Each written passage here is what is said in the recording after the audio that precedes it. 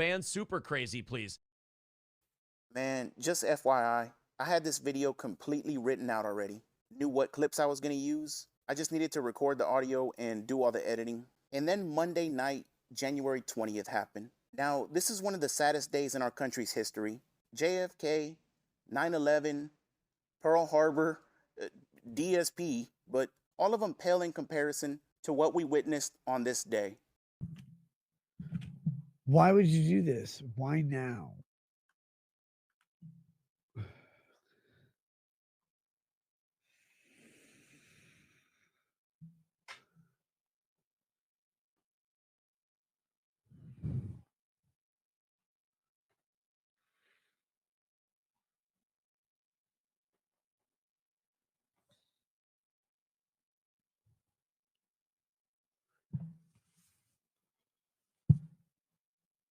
Man, what the fuck just happened? How do you go from this to this?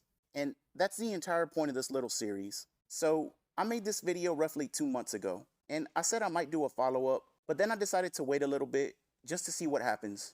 And to be perfectly honest with you, I was surprised by a few of the comments. Now, there wasn't a lot of them, but there were some people saying, I don't know what I'm talking about, stick to DSP, or that I was just flat out wrong. So here we are 2 months later, and let's see if Nick Rekieta has actually turned into DarkSydePhil. Now, I'm not going to cover the stuff I talked about in the first video. I'm actually going to pick up where I left off. And that was with a young woman by the name of Mandy, who in reality turned out to be El Dandy. And she would post pictures of herself, eventually topless, to the point where Nick and his chat became very used to seeing her. And it was just a normal thing. But one day, Nick took it to another level, and it became very weird. Mandy says, Nick, I took a pic, but you don't know if you should post it? What do you mean you don't know if you should post it? Why not? What are you worried about? I saw that one post you made, or the one picture you posted in chat. It was good. People hate your body? Fuck them.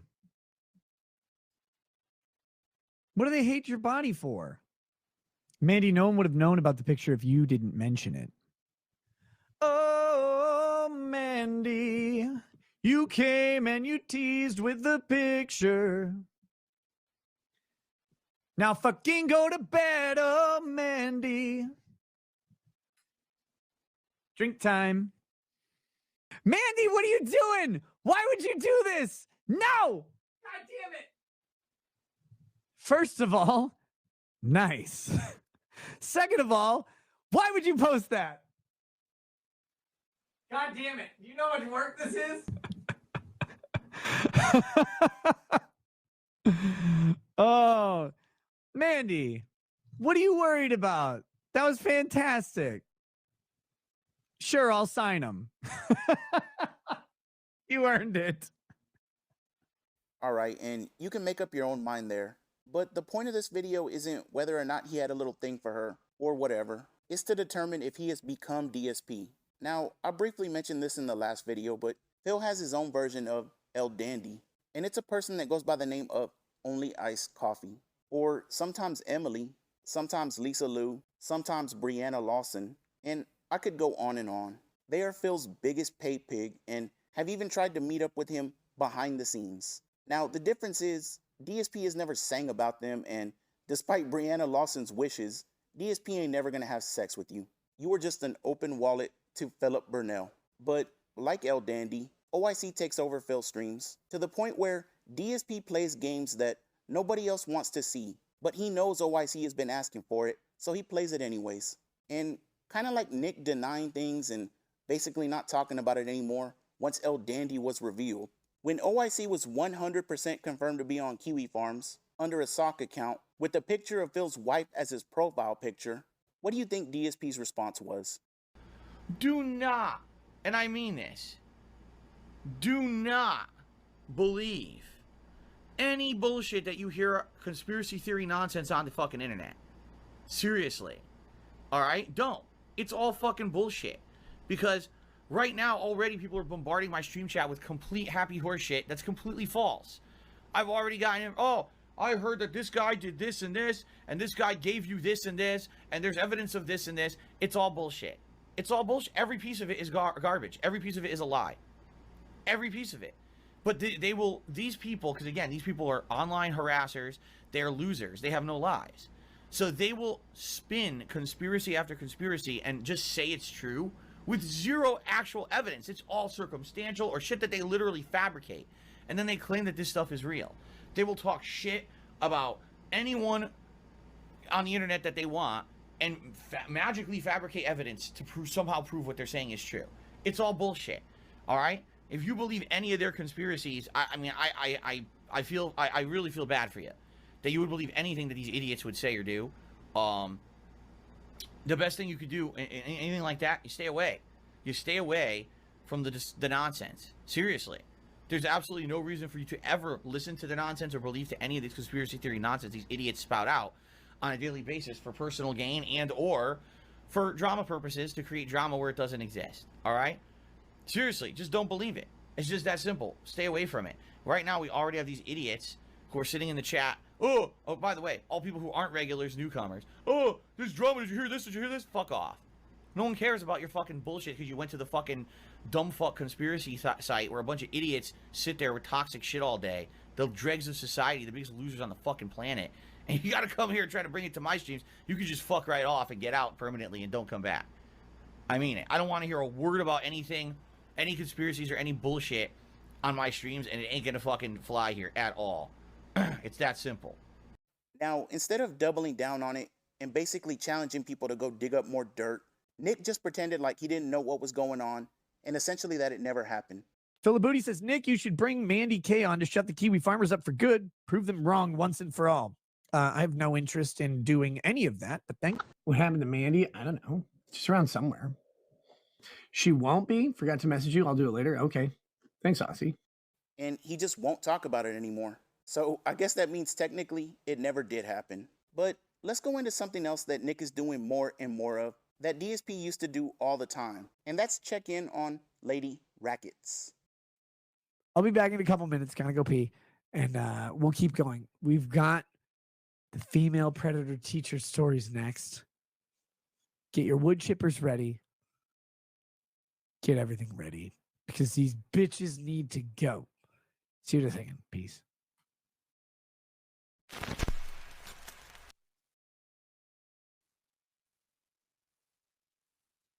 Oh my God, the chair. The chair turned off the video. What the fuck? I apologize. I apologize. Look, I got wrapped up in a conversation. I did not mean to. It's supposed to be quick and dirty, but it wasn't. 25 minutes to go and pee, but he claims he got wrapped up in a conversation. Now, he usually streams at 11, 12, 1 in the morning, which means he's taking these breaks halfway into his show. And it's not like these are 7-hour streams. It's usually 2 hours or less. Now, 25 minutes was extreme, but more and more, he's having to come back and apologize for how long he was away.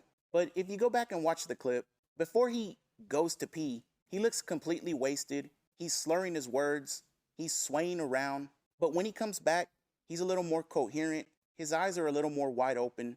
And he just looks different. And after what happened Monday night, now we know why. Now, the joke in the comment section has always been, whenever he goes to check on Lady Rackets, he's actually snorting a line of Lady Rackets. And I didn't know if that was really true or not, but he definitely seemed to be on something. And it's not just the drink. Now, I had to change this part of the video because I was going to compare checking on Lady Rackets to when DSP would get up from his 2-hour night stream to go pee. And he'd come back 10 or 15 minutes later and say he got wrapped up in a conversation with his wife, who just magically got home from work. Now, unfortunately, I can't play you a clip because many of the detractor channels that would have something like this have been DMCA'd or falsely terminated, and I can't get it from Pig Go either, because these were always unrecorded segments where he would be away from the camera during his break. And then he'd come back and start begging, but he always cuts those out of the videos and then uploads it to YouTube. But now that we 100% know what checking on Lady Rackets means, let's rewind a bit and look at the excuse Nick was actually using in order to justify it. And so in wanting to make sure I'm able to deliver a good product or a good show effectively, or a better me, I don't know, maybe, to the people who have supported me all this time, like wanting to make sure I prioritize and keep those people in mind while also keeping my home life to be a better fit. Like, to me, that's what a husband is supposed to do with work-life balance. And I just put off work-life balance for a really long time. So the temporary effect is long pee breaks in the middle. Because if I go upstairs and Lady Raggets is awake, I talk to her. It's a lot of times, it's some of the like first conversation we have in a long time during the day. Other times it's just like the day is finally processed down and we're not talking about anything important. We just get to say hi, like, oh yeah, I remember you. And like that's a nice moment that we don't always get. So other times I go upstairs and she's asleep and I just kiss her on the forehead and come back downstairs. So that's the way it goes.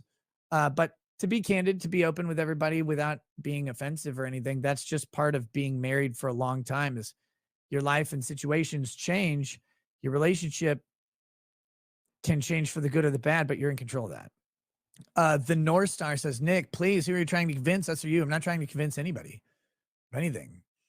Like, you could disbelieve me all you want, or believe me, I don't really fucking give a shit. I'm just telling you what I do during my break, about an hour, hour and 10, hour and 20 minutes into the show.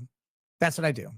That's why I'm gone for, sometimes I'm gone for 10, 15 minutes and I'm sorry, but that's just the reality. And I'm hoping to eliminate that. But for now, that's what it is. So there you go. People ask, I try and answer. I try and be like candid and open about as much as I can, because I think it's fucking important. Because I think people go through life and in this fucking weird social media place, in this weird place, especially of entertainers and influencers and all this shit, you get so many people dishonestly telling you what life is like.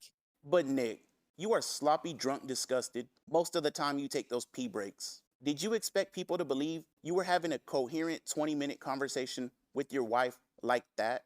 But even if what he was saying was true, why is that the first time you're talking to your wife all day?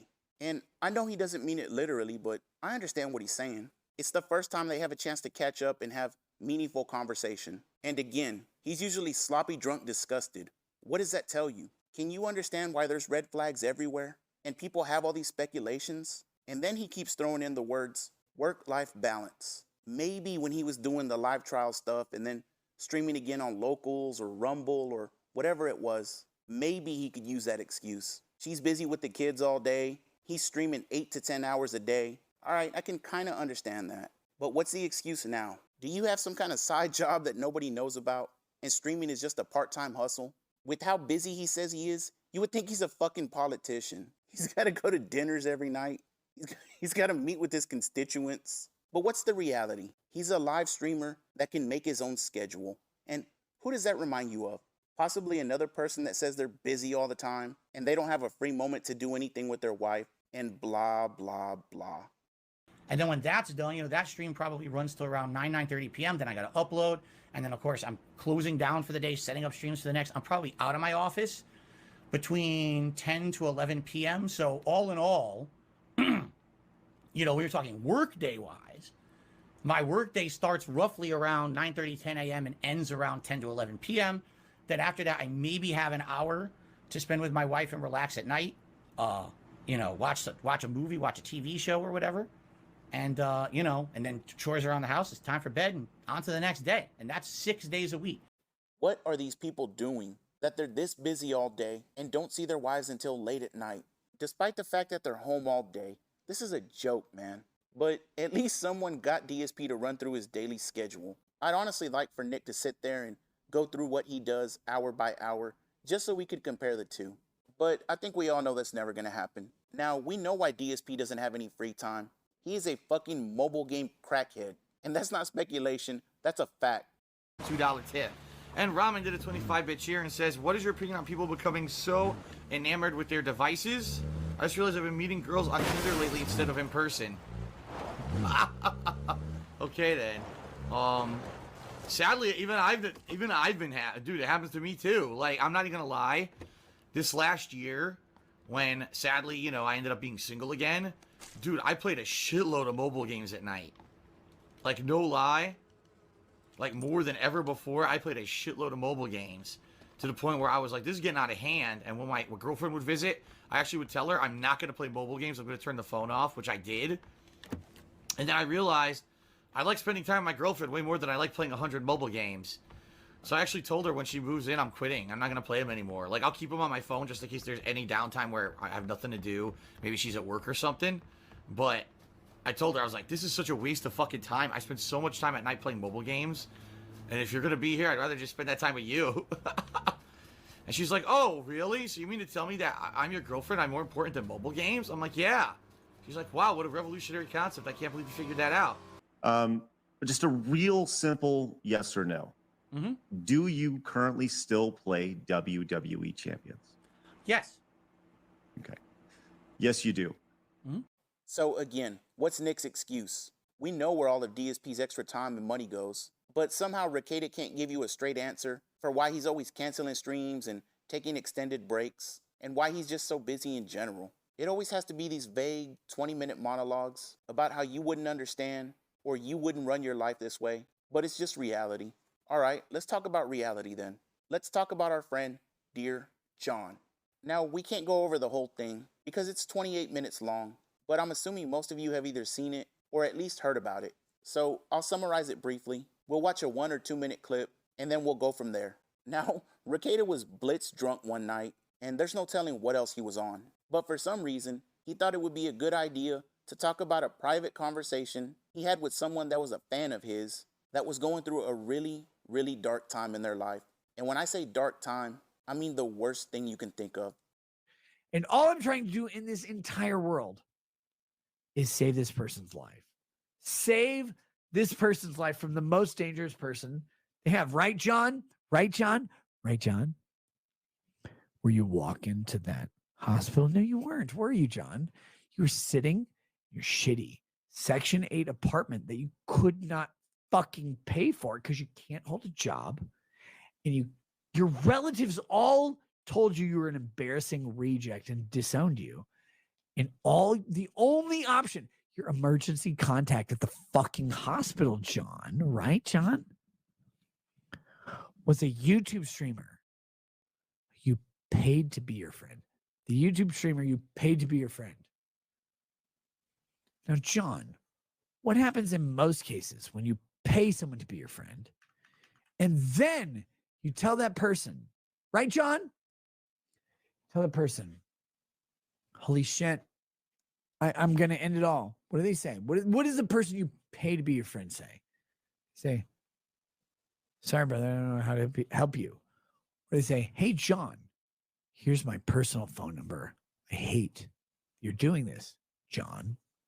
I hate that you're an embarrassing waste of a human whose entire family has disowned him from his crippling mental disabilities, who can't fucking walk to a hospital, who can't call a cab to a hospital, who has to call a YouTube streamer to cry and say, I'm not worth living. I don't know what to do. So when you pay $5 a month and that person like, hey, dude, please literally don't rafter yourself. Please don't do that, John. Right, John? Please don't do that. As you begged me to save you.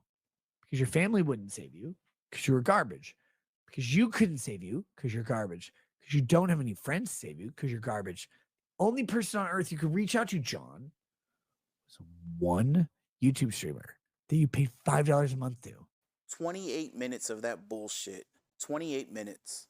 Again, I don't know what the fuck he was on or what he was thinking, but apparently whatever John did, he must have deserved it. But then I had to think back. Have I ever seen DSP do something that despicable? And the answer is absolutely yes. But then it hit me. DSP had his own Dear John moment. Now, it wasn't nearly as dark as that one, but he once uploaded a video to the internet where he pulled out his cell phone, read off a very private conversation that was meant for only 2 people. Oh, and by the way, the other guy's name just also happened to be John. And finally, the final episode of Shanaz Man a Hole Punch was released last week to much acclaim. It's one of the best internet-based things I think I've ever seen in my life. It's really well done, especially for keeping in mind that John did 99% of the work himself, the filming, the writing, the editing. Really, he did everything himself, the music, shit. And I didn't hear back from him after that. I texted him and congratulated him on the show, and I said, "It's great. You know, what are you thinking for our stuff now? When can we get started up?" So I hadn't heard from him. Finally, last night, I'll be honest with you guys, I was feeling kind of not frustrated, but almost worried that something had happened where he was pissed at me or something, that he wasn't responding to anything that I was sending him. And so I went ahead and I texted him again. I told you guys I'm the realest person on the internet. I got nothing to hide. I'm gonna tell you exactly what we talked about via text. And basically I said, here you go. I said, "Hey John, I hope you're doing well. Haven't heard from you recently. I'd like to catch up with you, off camera. Don't worry about any filming. I just want to hear how you're doing. We haven't talked in a while and it feels weird to me. I knew you had schnozzhole going on, but when you didn't respond at all to my text last week, it felt like something may be wrong. Just let me know. No pressure. I want to know where we stand and that you're okay." And then John did respond this morning, and he said, "Hey, you're going to have to count me out for a while. I need to get my money together so that I can move to a better place. YouTube stuff isn't going to help me with that. I'm around most nights if you ever want to call." So I did respond to him, and I said, "All right, in the next couple days, I'll try to squeeze in a time when I can call. I know there's a big time zone difference."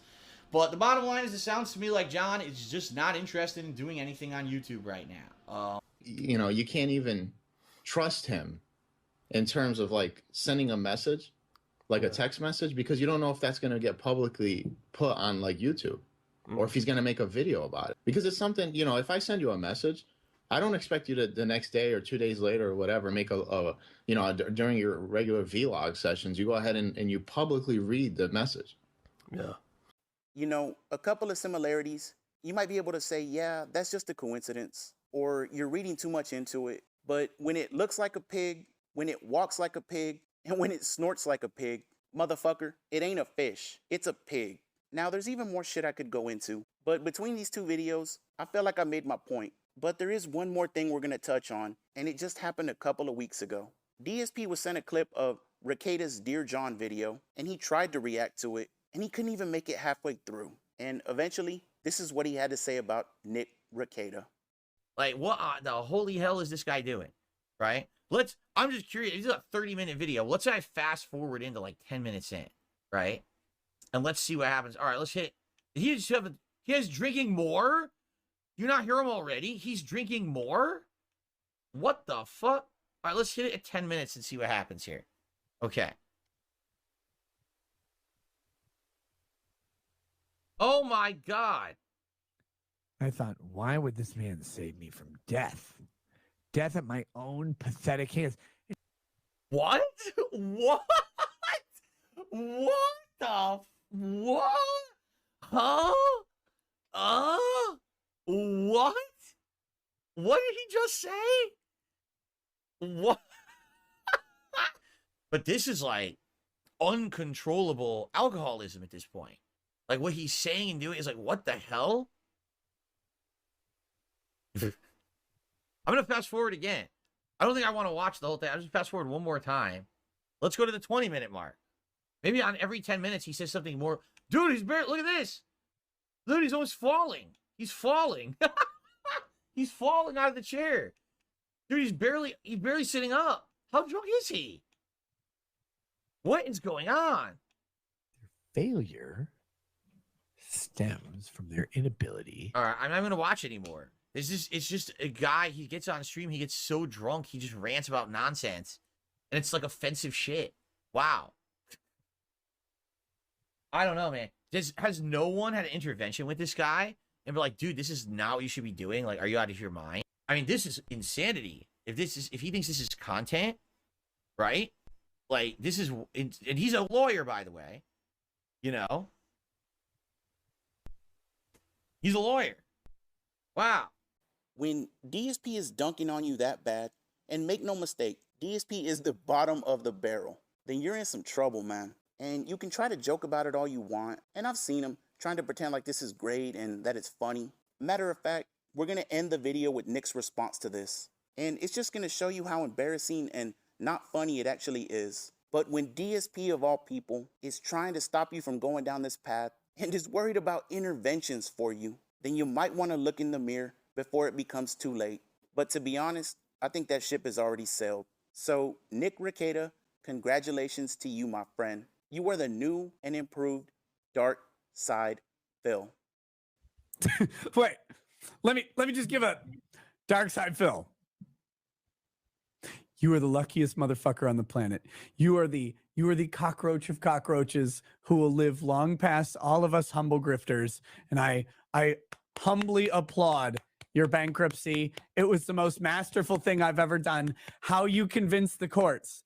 How in God's name you convinced the courts that someone who made $10,000 a month at a minimum and probably underreported their income was fucking bankrupt is a stroke of literal genius. Like, I don't know how you did it. I don't know how you convinced them that your bogus business expenses were true. I don't know how, in God's name, you convinced them that $45,000 to WWE champions, which you consistently said you never did, was somehow a business expense, and how you got away with that. Your attorney deserves to be attorney general of the world. That's like how you got away with this. You chef's kiss to you, my friend. Fuck the government. Fuck the tax attorneys. You are a walking god among streamers, no matter what anyone says. DSP for life. I will never, ever be a DSP detractor. I am always in his I corner. don't even know what you're talking about, but I appreciate your passion.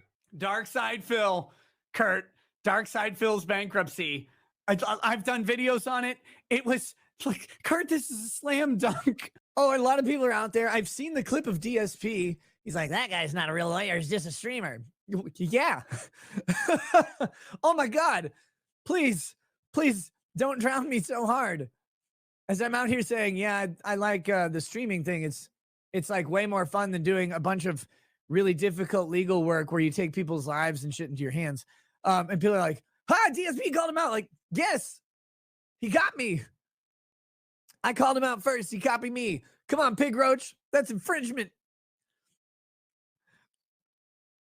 People are so like, it's so fun. I don't mind. DSP, that dude, if anybody knows the internet, right? It's DSP. He's been on it forever. He survived everything. Every major encounter, every like terminal transaction. My man was eye rolling on camera. He's like, oh, wait. Camera was on like the whole time. Okay, the law. I want to show this on stream. Make continuing is praised. Why would you do this? Why now?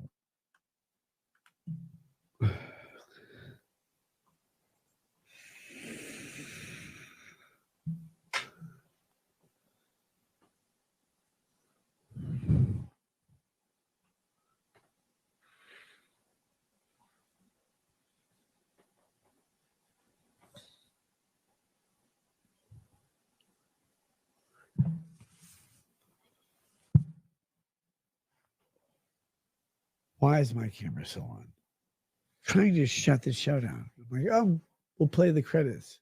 No. What we'll do is we'll sit here. Guys, here's the credits. Oh my God, Nick's drunk. Yes. Cool. I'll do it at your kid's family thing or whatever. Why would you hire me as a babysitter? Don't. You should hire me, though, as an asshole. An asshole. Here I am.